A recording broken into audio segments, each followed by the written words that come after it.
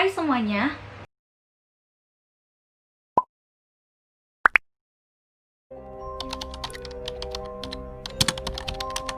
Di video kali ini sesuai dengan judulnya, aku mau bikin konten tentang misteri lagi, seperti pada minggu lalu.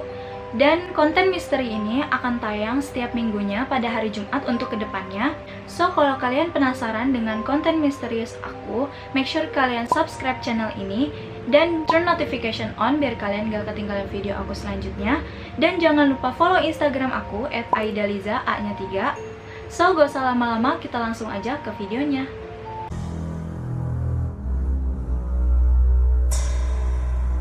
Black Dahlia adalah sebutan untuk kasus pembunuhan yang pelakunya belum terungkap hingga saat ini. Kasus pembunuhan ini berbeda dengan kasus pembunuhan lainnya karena disertai dengan berbagai misteri dan teori yang menyelubunginya.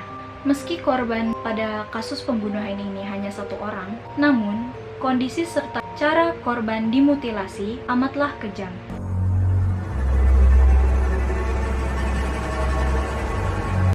Pada tanggal 15 Januari tahun 1947, Betty Bersinger tengah berjalan menuju toko sepatu bersama dengan anak perempuannya yang masih berumur 3 tahun. Ketika tiba di Leimert Park yang berada di dekat sudut Norton 39, ia dan putrinya memutuskan untuk berjalan melewati semak-semak. Tidak lama kemudian, matanya melihat sesuatu berwarna putih di balik semak-semak. Mulanya Betty mengira objek tersebut adalah manekin yang terpotong menjadi dua bagian. Namun, setelah didekati, ternyata objek tersebut adalah mayat seorang wanita berkulit putih yang telah terpotong menjadi dua bagian. Betty segera melaporkan temuannya tersebut kepada para kepolisian. Tidak lama kemudian, dua polisi yang bernama Frank Perkins dan Will Fitzgerald pun datang. Pada saat ditemukan, kondisi tubuh korban berada pada posisi telentang dengan lengan di atas serta kakinya dalam keadaan terbuka lebar. Mulutnya robek sehingga menciptakan senyuman lebar yang mengerikan. Pada bagian tangan dan kaki ditemukan bekas jeratan tali. Para penyidik lantas berspekulasi korban mengalami penyiksaan dan diikat selama berhari-hari sebelum akhirnya dibunuh. Mengerikannya adalah tubuh korban telah terbagi menjadi dua bagian dengan potongan yang sangat rapi dan bersih. Ketika dilakukan otopsi, mayat korban menunjukkan adanya jejak sodomi dan pemerkosaan, meskipun tidak ada jejak sperma di dalamnya. Pada akhirnya, identitas korban diketahui setelah dilakukan pemeriksaan oleh FBI dengan menggunakan sidik jari korban. Setelah dilakukan pemeriksaan tersebut, identitas korban akhirnya ditemukan. Korban bernama Elizabeth Short, seorang wanita berusia 22 tahun, asal Massachusetts.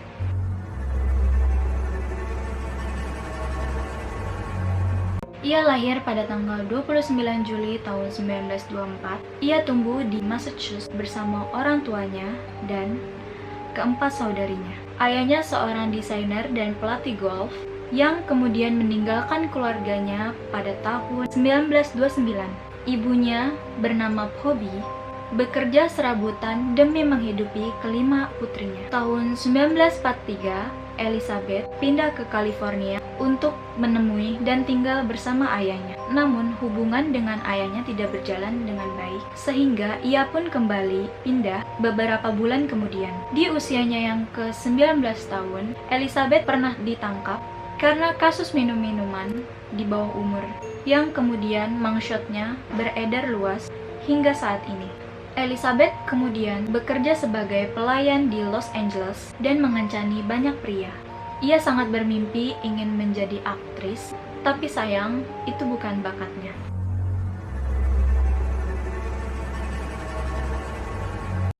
Setelah kasus ini menjadi perbincangan publik di seluruh negeri, setidaknya ada 60 orang yang mengaku-ngaku sebagai pembunuh dari Elizabeth Short. Akan tetapi, pengakuan tersebut tidak disertai dengan bukti yang kuat, sehingga polisi menduga mereka hanya mencari sensasi saja. Nah, ketika polisi sedang menangani kasus ini, secara mengejutkan, polisi dihadiahi sebuah paket misterius yang kemungkinan besar dikirim oleh pelaku pembunuhan Elizabeth Short. Paket tersebut sampai di kantor harian Los Angeles Examiner, yang selanjutnya diteruskan kepada pihak berwajib di sana. Di dalam paket tersebut ditemukan catatan yang dibuat dari guntingan koran dengan tulisan yang bila diterjemahkan berbunyi, "Ini adalah barang-barang milik Dahlia, surat akan menyusul." Selain itu, ada pula kartu jaminan sosial milik Elizabeth, foto Elizabeth bersama teman-temannya, kartu nama, akte kelahiran, dan nota klaim untuk koper yang tertinggal di depot bus. Hal yang menarik perhatian polisi adalah adanya buku alamat milik Mark dengan beberapa halaman yang hilang. Polisi mencoba untuk melacak pelaku dengan melacak sidik jari yang tertinggal di barang-barang milik Elizabeth Short. Akan tetapi hasilnya nihil, karena barang-barang tersebut telah dicuci dengan menggunakan minyak tanah terlebih dahulu, sehingga tidak terdapat sidik jari pelaku pada barang-barang Elizabeth. Detektif lantas mulai menyelidiki satu persatu semua nama yang ada di buku alamat milik Mark. Tidak lama kemudian, surat yang dijanjikan pelaku datang, namun tidak meninggalkan petunjuk yang berarti. Detektif pun kemudian mulai menarik kesimpulan terkait dengan sang pembunuh Elizabeth Short. Pertama, pelaku adalah orang yang mengenal Elizabeth dan menaruh dendam kepadanya, sehingga melakukan pembunuhan. Kedua, pelaku merupakan seorang pembunuh berantai.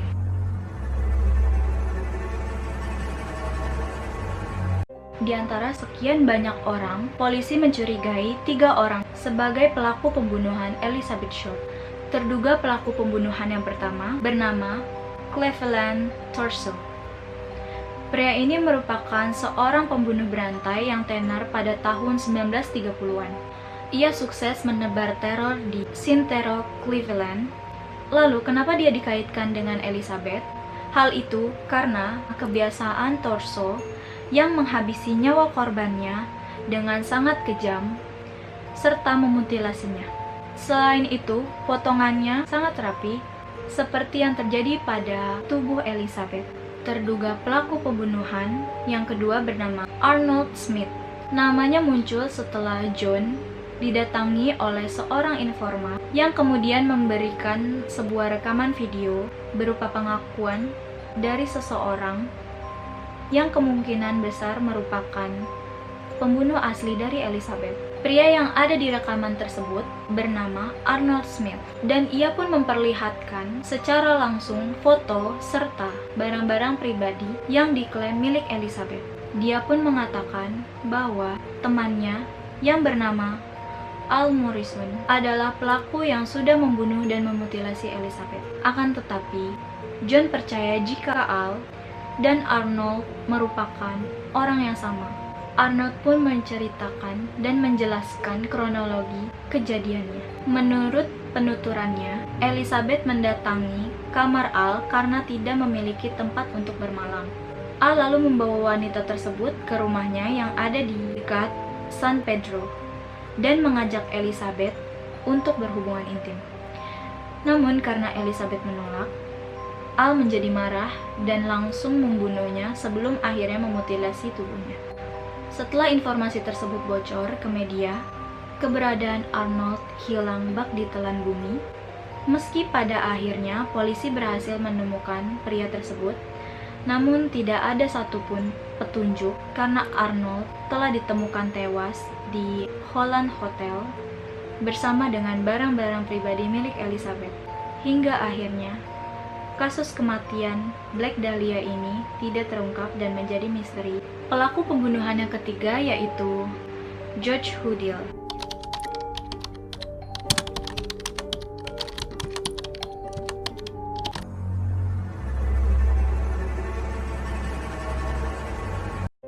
Awal tahun 2013, kasus ini kembali diangkat oleh seorang mantan kriminal dan mantan detektif kasus pembunuhan kepolisian Los Angeles atau biasa disebut LAPD, Steve Hudill, mengklaim menemukan bukti yang mengarah pada pelaku di balik salah satu kasus pembunuhan paling terkenal di dunia.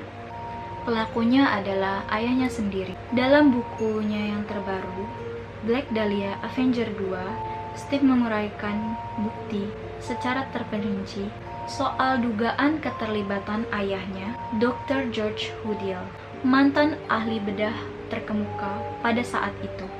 Menurut Steve, ayahnya sebenarnya sudah menjadi tersangka dalam kasus pembunuhan tersebut sebelum akhirnya ia lari dari kota dan tak pernah kembali. Steve menambahkan, ayahnya membunuh Elizabeth Short di rumahnya saat kejadian ia dan saudara-saudaranya tidak berada di rumah. Steve juga mengklaim kesimpulannya dihasilkan setelah melakukan investigasi selama 6 tahun. Setidaknya ada 3 asumsi yang menguatkan. Yang pertama adalah bukti visi pembunuhan terjadi di Sweden House, lokasi pembuangan jasad. Dan khususnya menurut Steve, hanya ahli bedah yang bisa membelah tubuh korban dengan rapi. Buku karya Steve juga berisi transkrip sadapan yang ditempatkan secara rahasia di rumah dan kantor Dr. George yang memberatkan posisinya. Isi dari sadapan yang didapat pada tahun 1950 dari perkataan Dr. George adalah, "Menduga aku membunuh Black Dahlia. Mereka tak bisa membuktikannya saat ini. Mereka tak bisa berbicara dengan sekretarisku karena ia sudah tewas. Mereka menyangka ada sesuatu yang mencurigakan. Lagi pula, sekarang mereka mungkin telah menemukan jawabannya. Membunuhnya mungkin aku memang membunuh sekretarisku." Steve Hudill memang pertama membuat klaim bahwa ayahnya adalah pembunuh Black Dahlia dalam bukunya yang terbit tahun 2002 yaitu Black Dahlia Avenger. Bedanya, dalam buku terbaru ia melengkapi dengan buktinya. Menurut kalian, apakah Dr. George bersalah? Jika memang Dr. George bersalah, dia tak sempat dipenjara karena dia telah meninggal pada tahun 1991 sebelum kasus Elizabeth Short terungkap. Jika ada yang terlewat dan tidak dibahas di sini, kalian bisa cek juga di Google, kalian bisa search Black Dahlia, jadi kalian bisa juga baca di sana. Aku hanya ngambil atau menarik secara garis besar tentang kasus Black Dahlia ini. Segitu dulu aja video dari aku tentang konten si Black Dahlia ini. I'll see you guys in the next video. Bye!